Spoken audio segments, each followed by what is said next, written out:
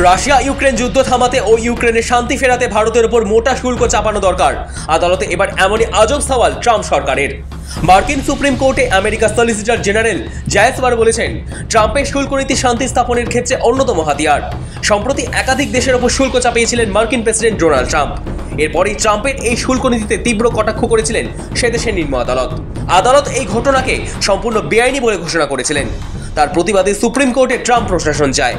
তাদের তরফে পেশ করা পিটিশনে লেখা হয়, রাশিয়া থেকে শক্তি সম্পদ কেনার কারণে ভারতের উপর শুল্ক চাপানো হয়েছে। রাশিয়া ইউক্রেন যুদ্ধের সমস্যা মোকাবিলা করতেই এই শুল্ক অত্যন্ত গুরুত্বপূর্ণ। শুল্ক প্রত্যাহার করে নিলে আমেরিকা আর্থিক বিপর্যয়ের দিকে এগিয়ে যাবে। রুশ ইউক্রেন যুদ্ধ বন্ধ করতে রাশিয়াকে অর্থনৈতিকভাবে দুর্বল করার কৌশল নিয়েছে আমেরিকা। জো বাইডেন প্রেসিডেন্ট থাকার সময় রাশিয়া তেল কেনার বিষয়ে বিধিনিষেধ আরোপ করেছিল আমেরিকা। ট্রাম্প ক্ষমতায় আসার পরেও সেই বিধিনিষেধ বলবৎ থাকে।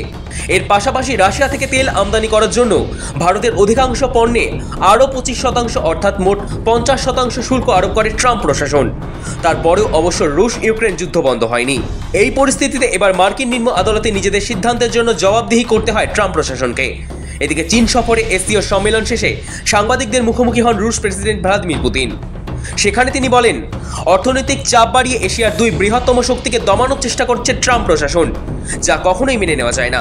ভারত এবং চীনকে রাশিয়ার সঙ্গী আখ্যা দিয়ে পুতিন বলেন, দুই দেশের নেতৃত্বকে দুর্বল করার চেষ্টা করছে আমেরিকা। এখানেই না থেমে ওয়াশিংটনে পুতিন মনে করিয়ে দেন, উপনিবেশের যুগ কিন্তু শেষ হয়ে গিয়েছে, আমেরিকাকে সেটা বুঝতে হবে। সম্প্রতি চীনের তিয়ানজিনে এসসিওর সামিটের ফাঁকে প্রধানমন্ত্রী নরেন্দ্র মোদী, চীনের প্রেসিডেন্ট শি জিনপিং এবং রুশ প্রেসিডেন্ট ভ্লাদিমির পুতিন পার্শ্ব বৈঠক করেন। তারা কাছাকাছি এসে ট্রাম্পকে কার্যত হুঁশিয়ারি দেন। এই ছবি চাপ বাড়িয়েছে আমেরিকার কূটনৈতিক বিশেষজ্ঞদের। ফলে এখন ঘরে ও অন্দরে সর্বত্রই সমালোচিত হচ্ছেন মার্কিন president Donald Trump. Bureau report, সময় কলকাতা।